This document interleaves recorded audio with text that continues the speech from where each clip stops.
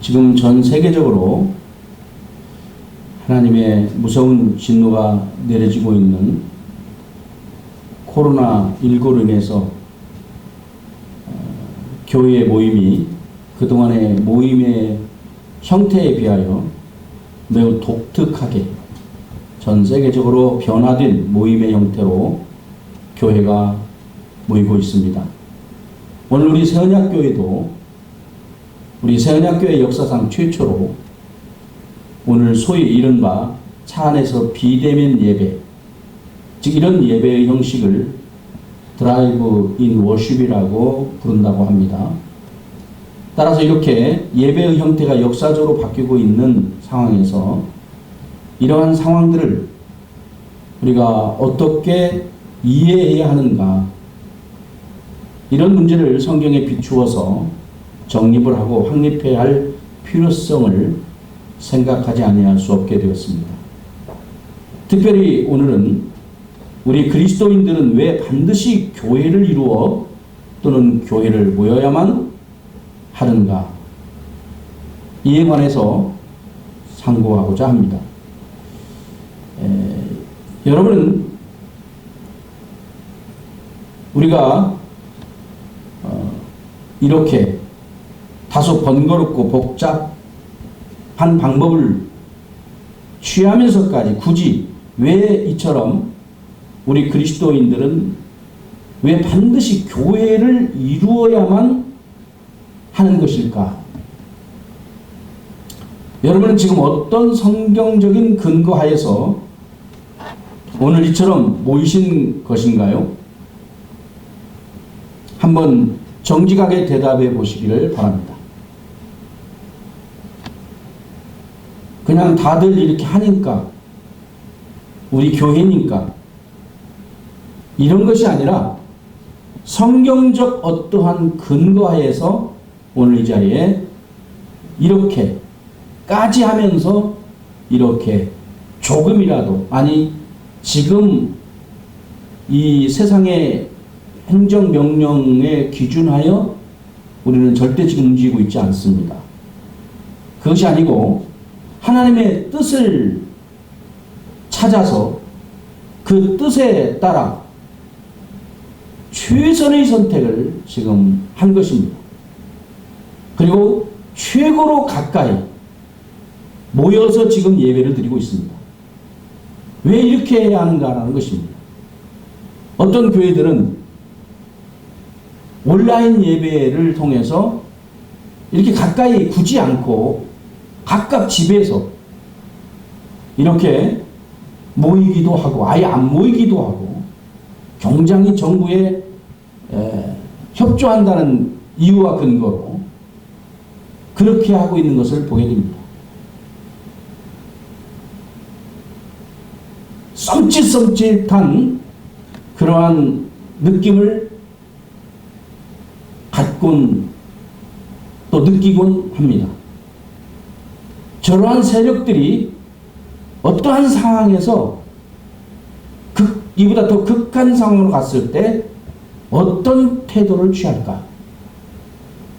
성경의 예언의 말씀들과 함께 생각을 해보면 지금 이러한 것들이 점점 우리 앞에 현실화되어져 가고 있는 하나의 이런 것들이 다 과정이라고 생각이 듭니다.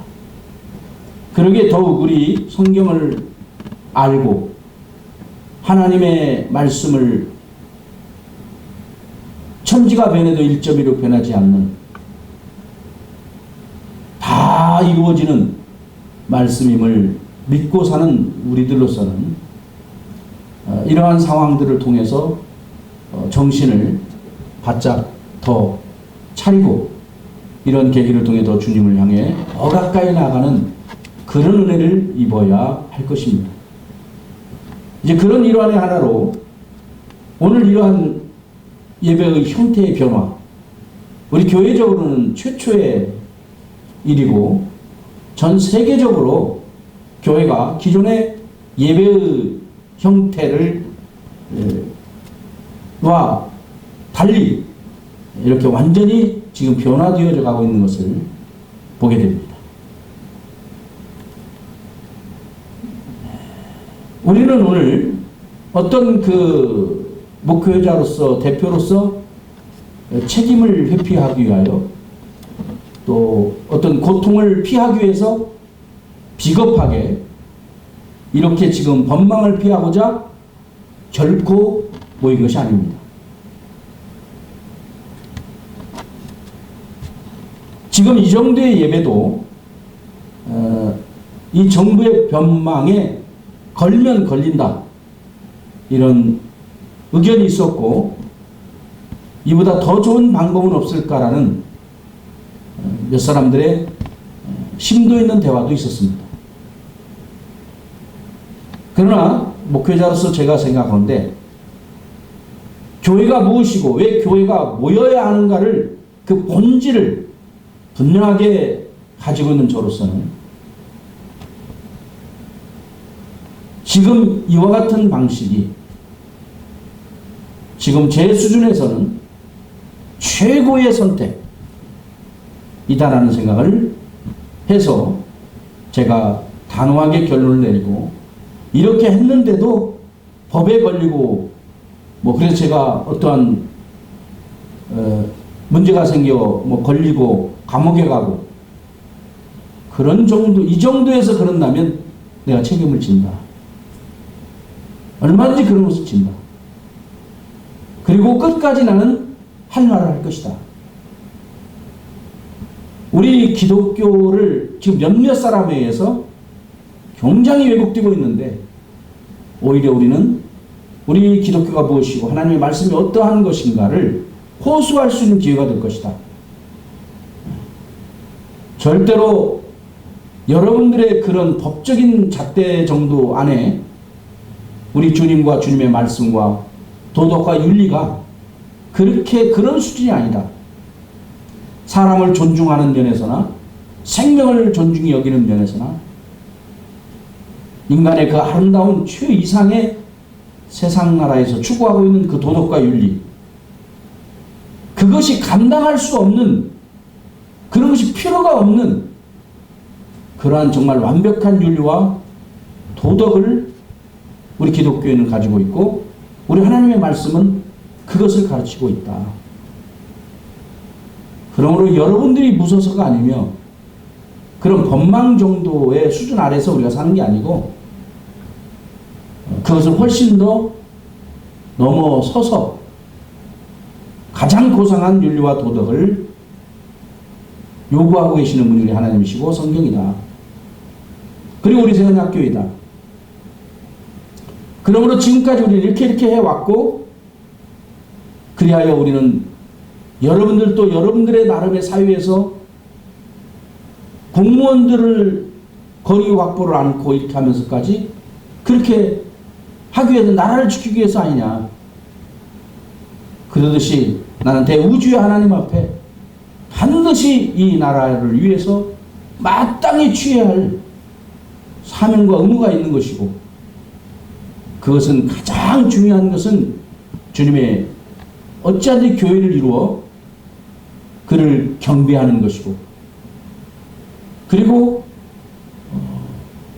그 하나님과의 늘 밀도 있는 관계 속에서 그 은혜를 입으면서 살아가야만 하는 그런 깨달음을 가지고 사는 그런 교회이며 기독교인이다. 그리고 그것이 하나님의 말씀이다. 그럼에도 불구하고 이 정도를 해서 벌금을 한다면 부당하다. 끝까지 싸울 것이고 이것으로 인해서 벌금을 내지 않고 몸으로 나를 가둬라. 이런 작정과 각오를 했습니다. 이렇게 작은 일에 있어서부터 우리가 만약에 그런 일이 사태가 벌어진다 하더라도 내 양심에 떳떳함이 있어야 된다는 것입니다. 우리의 양심에 떳떳함이 있어야 된다는 거예요. 저들에게 할 말이 충분히 있어야 된다는 것입니다. 저들 중에 양식이 있다면 특별히 약한 자들이 아니면 충분히 설득할 수 있고 이해할 수 있는 그러한 지식과 지혜를 우리는 가지고 움직여야 된다. 그래서 지금 이것이 드라이브인 워십이라고 하는 이 예배 형태를 우리가 취하되 가장 가까이, 그리고 예배의 형식도 가능한 한 하여튼 하나님의 뜻에 합당하게, 따라서 우리가 이렇게 하는 것은 법이 금해서가 아니고 실적으로 지금 저 개인적으로도 그 어느 때보다도 가장 긴장이 되고 있습니다.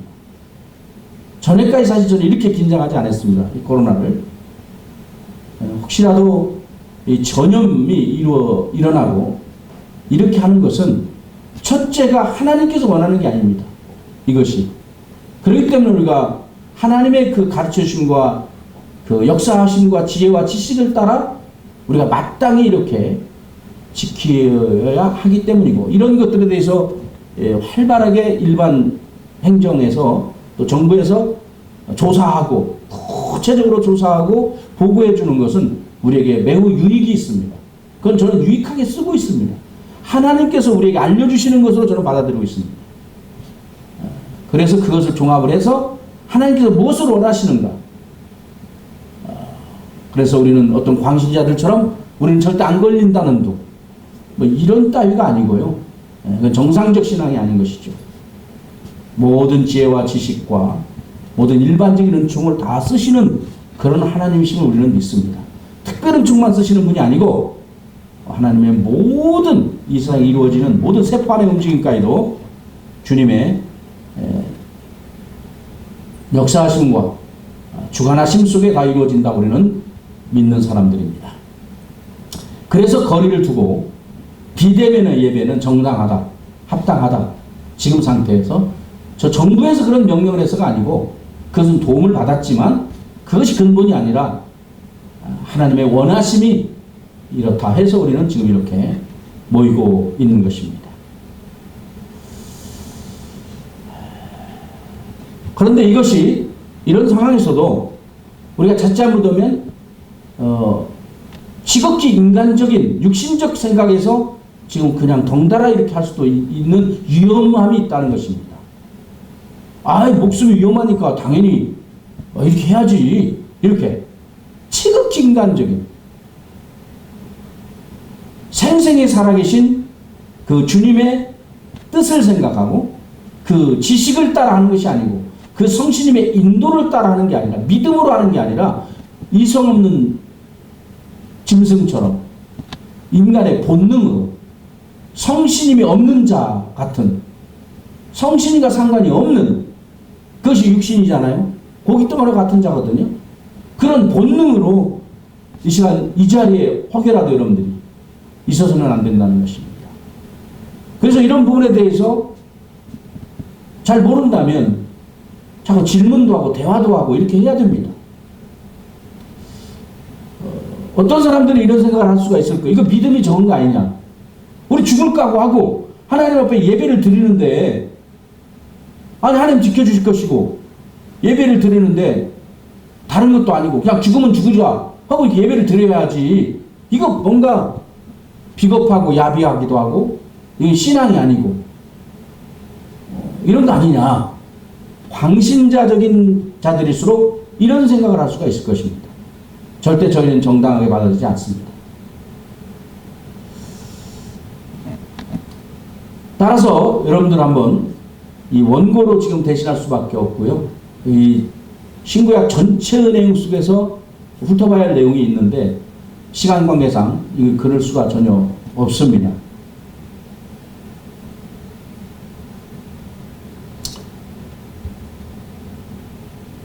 과연 우리는 지금까지 여러분들이 배워왔지만 우선 아주 쉬운 것부터 한번 묻겠습니다.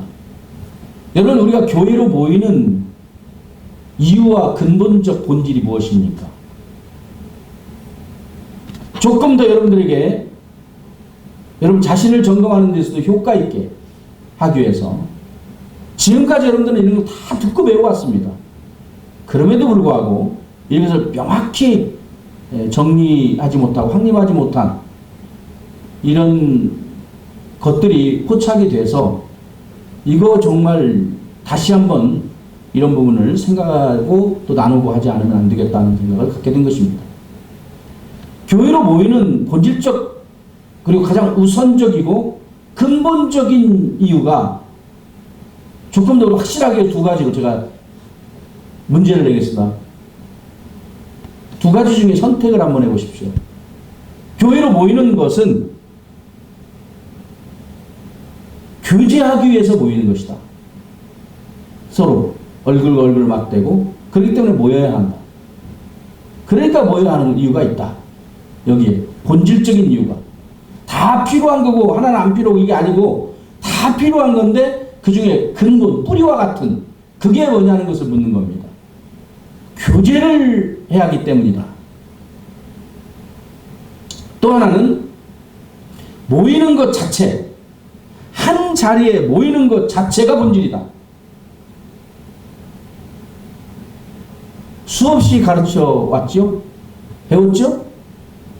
이렇게 질문을 하면 명확한 여러분의 답변이 있어야 됩니다.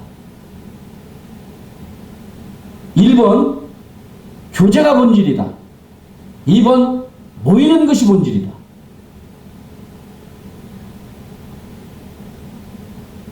저보 분명하게 하세요. 막연 잊지 마시고 손을 들으라는 얘기입니다. 마음에 손을 드십시오. 분명히 어느 쪽에 다시 묻습니다. 교제가 본질이다. 모이는 것 자체가 본질이다. 모이는 것 자체가 본질입니다. 수없이 여러분들에게 얘기해 왔습니다.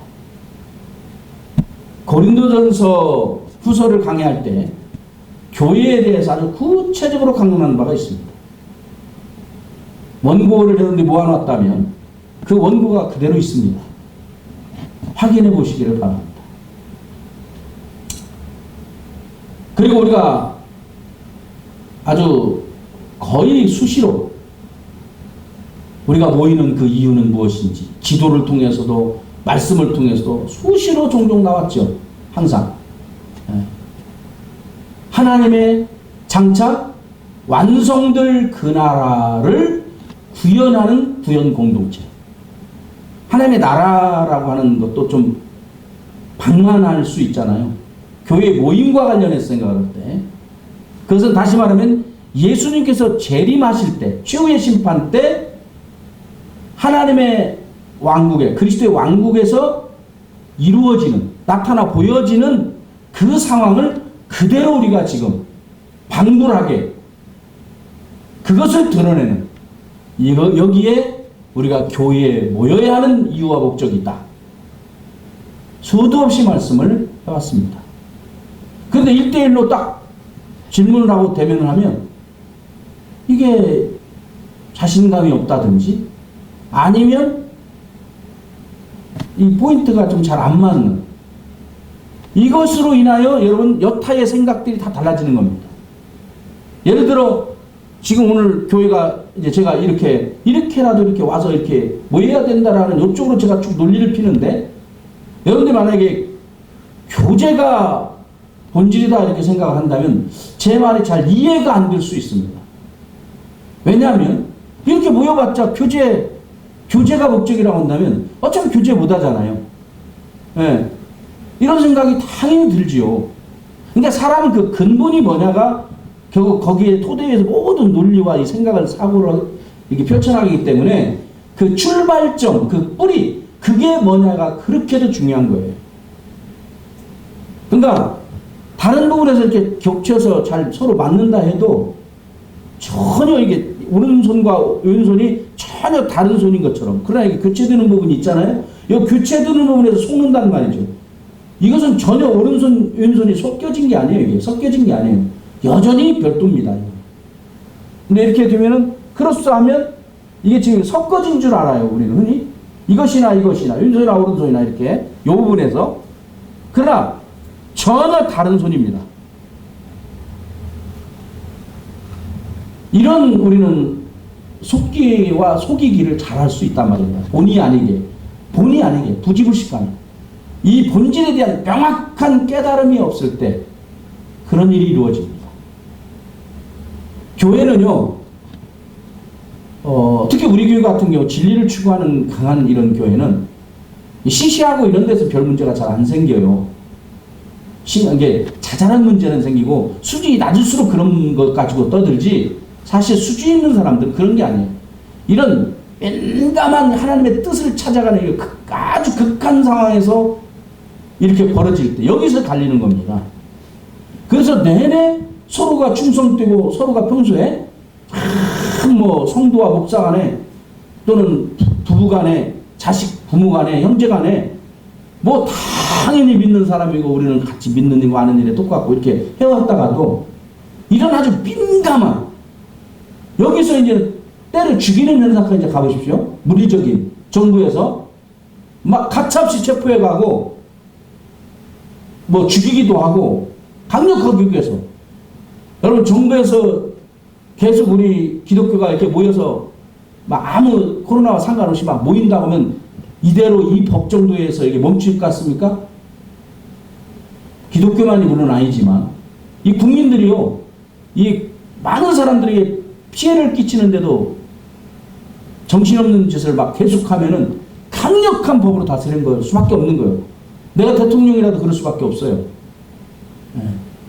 당연하지 않습니까? 그런 극한 상황에 가서 그러면 이제 우리들이 아주 서로 예리해집니다. 아주 민감하고 날카롭게 됩니다.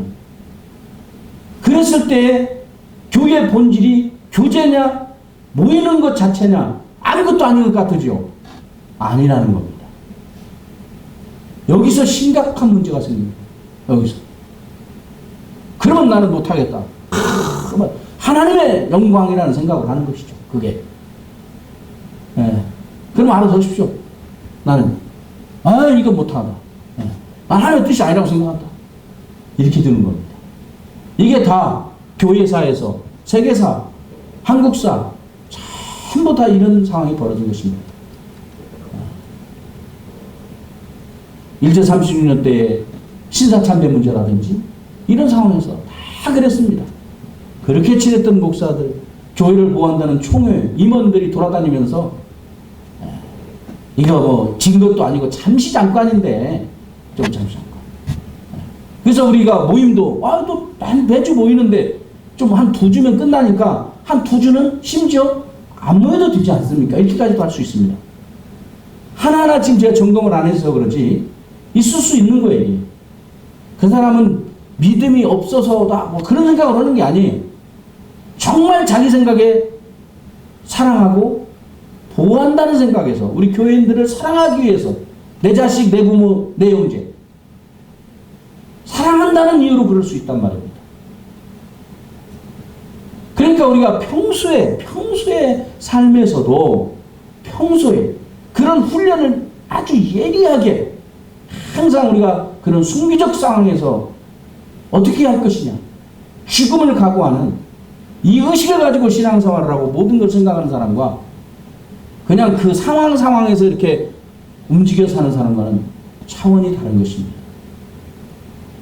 우리 믿음의 사람은 항상 그런 극단적으로 어떤 상황들이 벌어졌을 때에도 어떻게 할 것인가를 각오해야 합니다. 여러분들이 지금 이것이 진리라고 했을 때에 우리가 다 같이 감옥에 들어가는 상황이 벌어진다. 이렇게 하다가 가는 것입니다. 다 같이 가야 하는 것입니다. 이 이상 이런 각오들을 해야 하는 거예요. 그래서 죽으면 죽으리라. 하나님의 기뻐하심을 향해서 우리가 최선의 선택을 해서 나아가는데도 생명 위협이 느끼고 그런 상황이 벌어진다면 어떻게 하겠습니까? 로마의 통치하에서 수많은 우리 그리스도인들이 짐승의 밥이 되고 했던 이런 상황들이 다 그랬던 것입니다. 이런 항상 일사각오의 그런 신앙으로 정신을 차려서 우리가 해나가야 됩니다. 물론 이제 그런 민감한 상황에서 우리가 아주 느슨하고 거의 이거 믿는 사람인지 아닌지도 모를 정도의 긴장감도 없이 살아가는 사람들을 볼 때 사실 굉장한 그 스트레스가 올 수 있습니다. 너무나 격차가 생각하는 크기 때문에. 그래서 우리가 그런 경우에 상당히 우리들이 이제 지나치게 그런 감정이나 이런 것들이 나오기가 매우 쉽습니다. 그렇기 때문에 그런 과정을 통해서도 하나님께서 우리를 연단해 주시고 잘 훈련시켜서 우리를 다져 훈련시켜 가시는 것으로 저희는 믿습니다.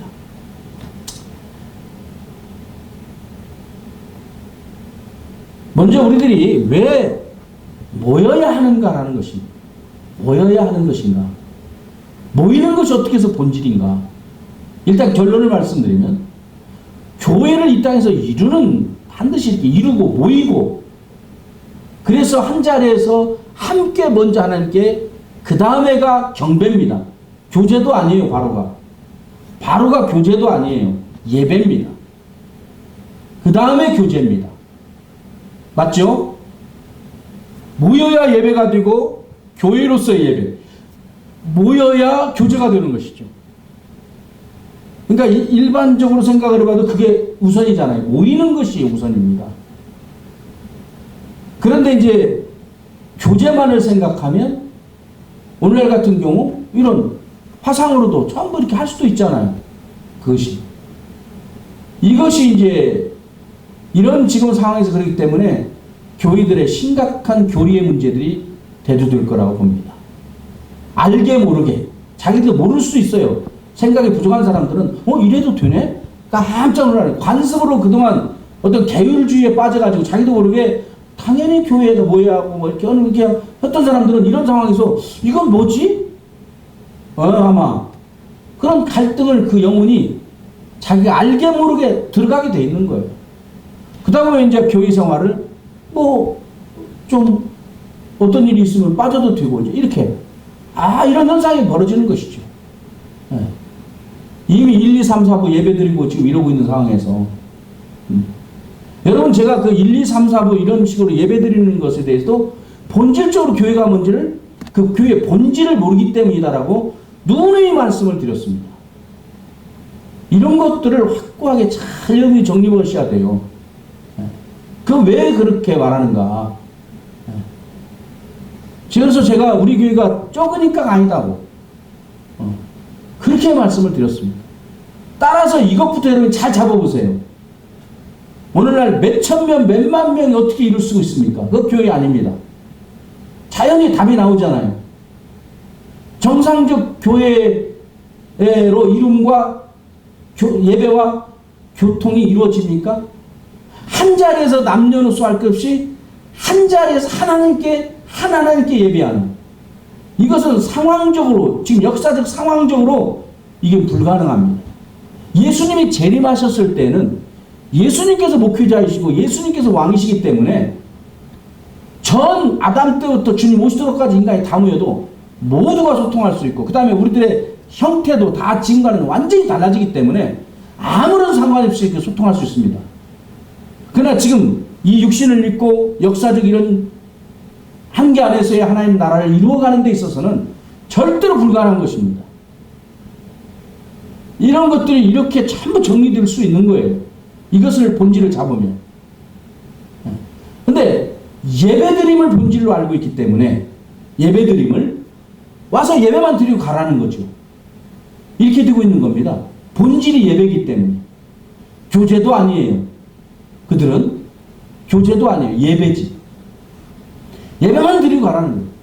조금 더 엄격히 말하면 어떤 사람들은 예배도 아니고 헌금일 수 있습니다. 대단히 죄송합니다만 헌금하고 가라. 그 내면에는 그것일 수도 있습니다. 헌금하고 가라. 그래서 심지어 우리가 대학원 제가 2학년 때 정도에 우리가 이런 토론을 심각하게 할 때가 있었습니다. 그때 실질적으로 많은 사람들이 그 얘기를 학생들 중에 했습니다. 왜 모여야 되느냐 교회가 있을 때 헌금을 해야 된다. 헌금을 해야 하니까 모여야 된다. 이렇게 했습니다. 다짜고짜 예배를 드려야 하니까 모여야지 이랬습니다. 근데 금방 그냥 논리가 무너져 버렸죠. 그 예배야 집에서 드릴 수 있지 않느냐. 한 방에 끝난 거예요. 그러니까 모이는 자체가 뭐냐면 하나님의 나라의 구현 공동체란 말입니다. 장차 완성될 그 나라에, 그 나라가 어떨 것인가, 그들의 사회가, 그들의 그 사회가, 그 나라의 백성들이, 그 나라가 어떨 것인가를 보이는, 드러내는, 구현하는, 구체로 나타내 보이는 그것이 바로 이 지상에서 교회를 이루는 우리들이 모여야 하는 이유인 것입니다. 모여야 하는 이유. 그게 본질입니다. 그것도 한 자리에 남녀노소 빈도 귀천 민족 상관없이 한 자리에서 예배함이 있어야 됩니다. 반드시. 이런 얘기를 인자 들었습니까? 아니죠. 수없이 했잖아요. 저희. 수없이 했는데도 1대1로 딱 물으면 이게 살짝 긴가맹가하고 딴소리가 나오고 이런단 말입니다. 잘 그러기 때문에 여러분들 말씀을 막연히 듣지 마시고 자꾸 확실히, 제가 또 이런저런 얘기를 하는 걸 길다고만 생각하지 마시고 다 그 이유가 있는 거예요. 그만큼 생각을 깊이 않기 때문에 그러는 거예요. 대충 듣는 거죠. 그냥 2번 들으면 그냥, 그게 아니에요. 지금 이미 벌어지고 있어요. 우리에게 꼭 그때 가야만 벌어지는 게 아니에요. 지금 우리 속에서 늘 그런 것을 확고하고 해 나가야 그 상황이 갔을 때 우리가 그걸 확고하게 지킬 수가 있는 것이지, 해석해가지고는 절대 안 되는 것입니다. 따라서 구약시대부터 하나님께서는 모이도록 하셨죠. 그래서 항상 모여서 한 자리에서 하나님을 예배하고 경배함을 명하셨죠. 그런 면에서도 이스라엘 백성들이 아마 수가 모든 민족 가운데 가장 적은 수였을지도 모릅니다. 사실 깊이 생각해보면 인구가 많으면 그거 불가능한 거죠.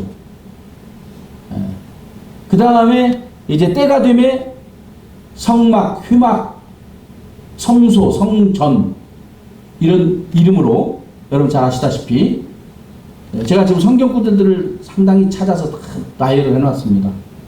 참고하시기 바라고요. 그 과정을 통해서 여러분 잘 아시다시피 이제 모이도록 하셨고, 출애굽기 25장 8, 9절에 보면 내가 그들 가운데 거하도록 그들이 나를 위해 성소를 만들게 하라. 그러니까 성소를, 거룩한 하나님의 집을, 하나님이 사시는 집을 만들라는 것이었습니다. 하나님은 어느 집에 가도 계시는 분이 절대 아니잖아요. 안에 계시는 곳이 없으시죠? 그렇기 때문에 그런 보편적, 일반적인 그런 권능의 왕국의 하나님으로서가 아니죠. 이것은 특별히 독특하게 불러서 구별시켜 놓으신 그들의 백성 안에 좌정하여 계시겠다는 것입니다. 이게 임마누엘이라는 것이죠. 임마누엘, 천막을 치고 그들 가운데 함께 임하여 계신다, 이런 뜻이죠. 임마누엘 사상입니다. 임마누엘은 모든 사람에게 이루어지는 게 아니고 모든 민족에 있는 게 아닙니다. 이스라엘 백성에게만 독특하게 있는 일입니다. 언약과 관련이 있죠. 바로 언약 중심, 구속 역사. 바로 그러한 근본적인 사실 때문에 그 백성들에게 그 언약의 하나님으로서 그들에게 함께, 그들에게만, 그 민족에게만 함께 임하여 계시는 것입니다.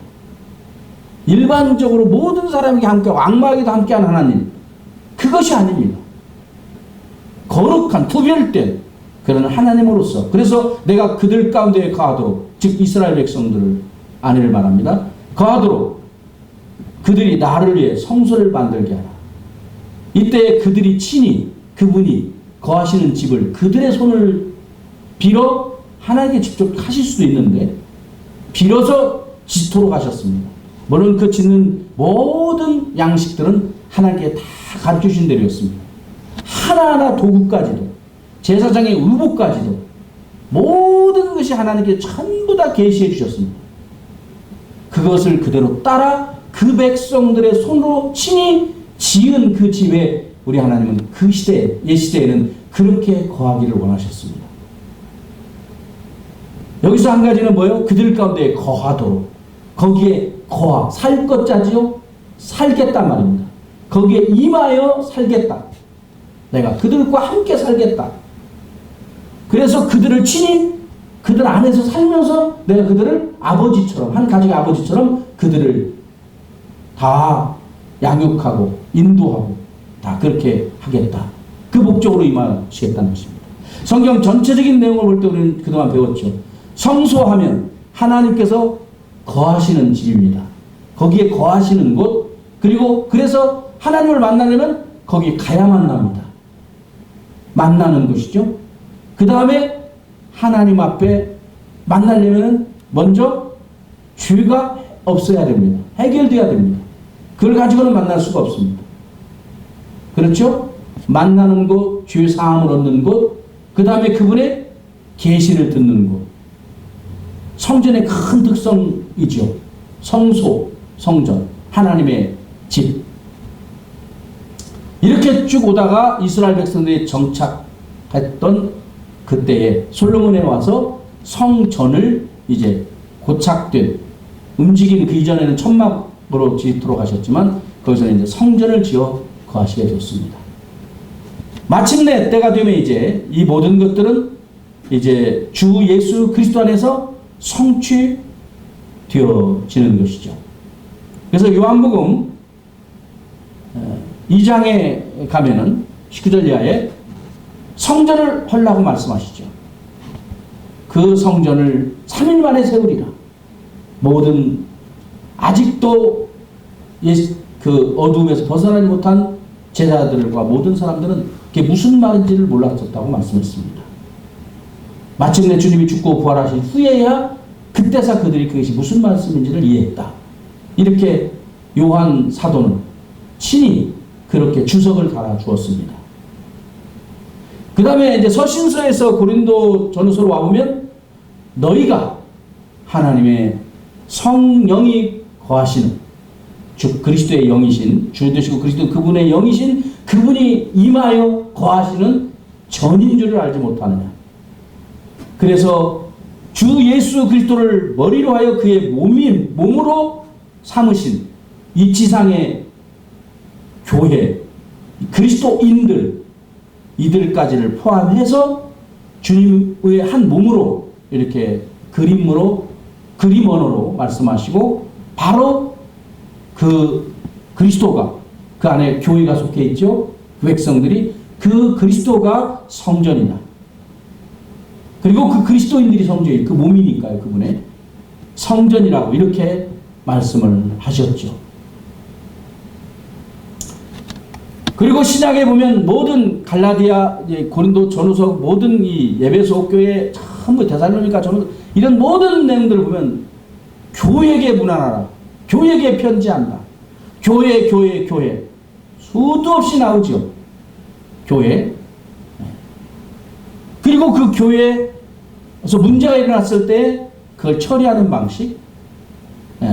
마태복음 18장 같은 경우 처리하는 방식이 나오죠. 물론 주님의 교회가 이제 이 시대에는 어떤 것인가를 건물이 아니다는 것. 이건 뭐 당연히 여러분들은 우리 교회 잘 알고 계시니까요. 그리스도인들이고 이런 의미로 우리 하나님은 이제 이사하셨죠. 구약시대에 사람이 손으로 지은 건물에서 이제는 사람이 손으로 짓지 아니한 이 거룩한 주님 안으로, 주 예수 그리스도 안으로 그 몸인 교회 안으로까지 하나님은 이사하셨습니다. 이것이 신약시대와 구약시대의 아주 현격한 성전의 차이입니다. 다른 점이죠. 그래서 이제 이 주 예수 그리스도의 몸된 교회를 세우기 위하여 에베소에서는 교사, 목사로, 복음 전파자로 이렇게 다 하나님께서 세우시는 것이라고 이렇게 말씀을 하셨죠. 에베소의 4장에 교회를 세우게 하려 합니다. 교회를 세우게 하려 합니다.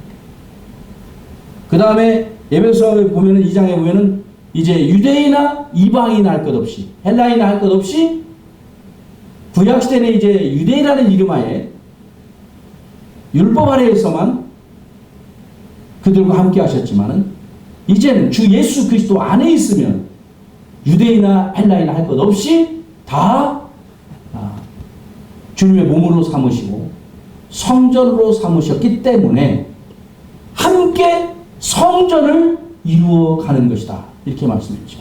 거기서의 성전을 이루어간다는 말은 구약적 언어를 사용했을 뿐이지 지금 이 주님의 교회를 세워가려 함이라는 말씀이죠. 주님의 교회를 지상에 세우기 합니다. 그러면서 오늘 히브리서에 우리가 읽은 같이 함께 볼 말씀 중에 마지막 25절에 보면 뭐예요? 마지막 때에 모이기를 패하는 것을 좋아하는 일이 있게 된다는 거예요. 지금 이런 조짐들도 이런 계기를 통해 아주 모이기를 패하는 이런 현상이 강력하게 세계적으로 일어났죠. 일어나는 것이죠. 이런 어떤 자들처럼 하지 말라는 거예요. 지금 모이기를 패해버렸잖아요. 교회가. 구파발에 제가 아는 그 진사명륜 그 앞에 있는 그 큰 교회도 바로 폐했다. 전한번에도 안 모였어요. 몇 주.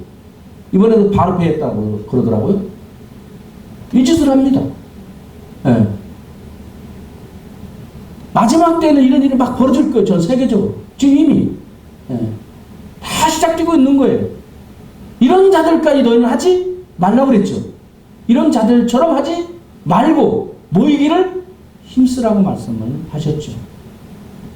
거기 오늘 히브리서 보시죠.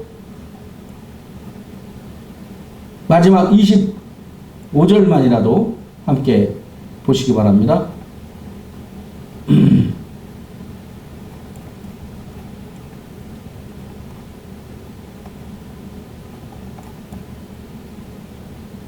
어떤 사람들의 습관과 같이 우리의 함께 모이는 일을 피하지 말고 서로 권면하여 그날이 다가옴을 너희가 볼수록 더욱 그리하자 그랬죠. 그날이 어느 때예요? 여기서는 주님의 재림이란 말이죠. 주님이 재림하시는 그날이 을 볼수록 다가옴을 볼수록 더욱 모이기를 힘쓰라는 것입니다. 반면에 이에서 멀은 자들은 뭐예요? 모이기를 자꾸 패하는 쪽으로 점점점 많이 가진다는 것이죠. 너는 그런 데 돌아서서 그런 자들 갖추지 말고 더욱 모이기를 힘써야 한다. 서로 권면해야 되고 이렇게 말씀하고 있는 거예요. 이만큼 그 모이는 것을 얼마나 성경이 창세기부터 요한계시록에 이르기까지 꽉 들어차 있습니다. 온통. 그리고 모두가 다 이 모인 그들에게 한 말씀이에요. 이 말씀들이 전부 다 모인 그 교회에게 하신 말씀이에요. 조직교회죠. 이 지상에서의 유형교회 조직교회. 여기에 하신 말씀이에요. 그래서 요한일서 2장에 보면 여러분 잘 아시다시피 그들이 우리에게서 나갔으니 그렇죠? 나갔다고 말하죠. 그건 처음부터 사실 우리에게 속한 자들이 아니기 때문에 우리에게서 나간 것이다. 이렇게 말합니다. 이 조직이 철저하게 있다는 걸 알 수 있죠. 마태복음 18장에서도 보면 뭐예요? 누가 잘못했을 때 한 사람이 권하고 그 다음에 교회 앞에 권하고 최종 그러고도 안 들으면 이방인 취급을 해라. 이게 조직이 없이는 불가능하죠. 조직이 없이는 불가능한 얘기잖아요. 철저한 조직교를 말합니다. 그 다음에 요한계시록에 가면은 이제 갈라디아서도 있지만 예루살렘이 나옵니다. 위에 있는 예루살렘 나옵니다. 요한계시록 21장 물론 요한계시록 3장 12절에 보면 이기는 자는 내가 내 하나님의 성전에서 기둥이 되게 하리니 그가 다시는 나가지 아니하리라. 또 내가 내 하나님의 이름과 내 하나님의 도시 곧 하늘에서 내 하나님으로부터 내려오는 새 예루살렘의 이름을 그 위에 기록하고 나의 새 이름을 그 위에 기록하리라. 이런 말씀이 있지만 요한계시록 21장 2절 특히 10절 2절만 한번 봅시다. 나 요한이 봄에 거룩한 도시 새 예루살렘이 신부가 자기 남편을 위하여 단장한 것 같이 예비한 채 하늘에서 하나님으로부터 내려오더라. 이 새 예루살렘이 무엇을 말해요? 바로 우리들 교회를 말합니다. 맞죠? 구약의 예루살렘이 어떤 지역이에요? 바로 성전이 있는 곳이죠. 시온산.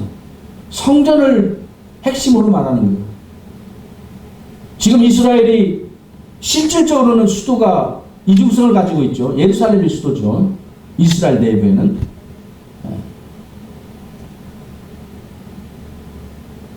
근데 일반적으로는 텔아비브, 테라비브로 돼 있나? 테라비브인가?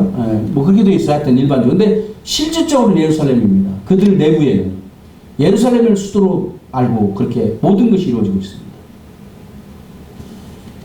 이만큼 예루살렘. 근데 여기서 새 예루살렘이고 하늘에서 내려오는 신부처럼 단장한, 그렇죠? 이런 게 전부 다 지금 교회가 신부지 않습니까? 이렇게 지금 말씀하고 있고, 그 다음에 10절에 가면 영 안에서 나를 데리고 크게 높은 산에 이르러 하늘에서 하나님으로부터 내려오는 저 큰 도시 곧 거룩한 예루살렘을 내게 보여주었는데, 이렇게 나오죠. 최종 주님의 그 교회가 아버지께 바쳐지는 것입니다. 아버지께 드려지는 거예요. 바로 이것을 우리가 그림으로 딱 그려서 가지고 있어야 합니다. 그래서 교회가 언제나 이처럼 지상에서 그 역사의 종말까지 나아감에 있어서 이때의 광경을 방불하게 하는, 구현하는 이런 구현 공동체로서의 모여야 되는 본질이 거기에 있습니다. 이 교회가 하나님의 이 지상에서는 나라이고 바로 천국입니다. 천국이에요. 좀 더 이제 광범한, 원래 나라 하면 영토, 주권, 영토, 백성이죠. 이런 요소가 있어야 되지만 그 중에서도 성경적으로 보면은 백성이죠. 성경적으로. 이 점을 잘 기억해야 됩니다. 그래서 교회가 곧 천국임도 말씀하고 있습니다. 어떤 사람들은 교회는 천국이 아니고 그래요. 세상적 그 3요소 있잖아요.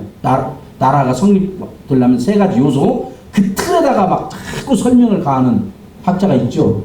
여러분들 사람은. 교회에 대하여 쓰신 분. 그러니까 이렇게 거기다 맞추는 게 아니고 성경적으로 봐야 됩니다. 성경은 교회가 천국이라는 것을 말씀을 합니다. 즉 주님이 곧 천국이에요. 그러니까 이것을 이제 새 예루살렘이라는 이유로 이렇게 말씀을 하고 있습니다. 따라서 교회로 보이는 것과 교제 중 어느 것이 더 우선적이며 근본적인가?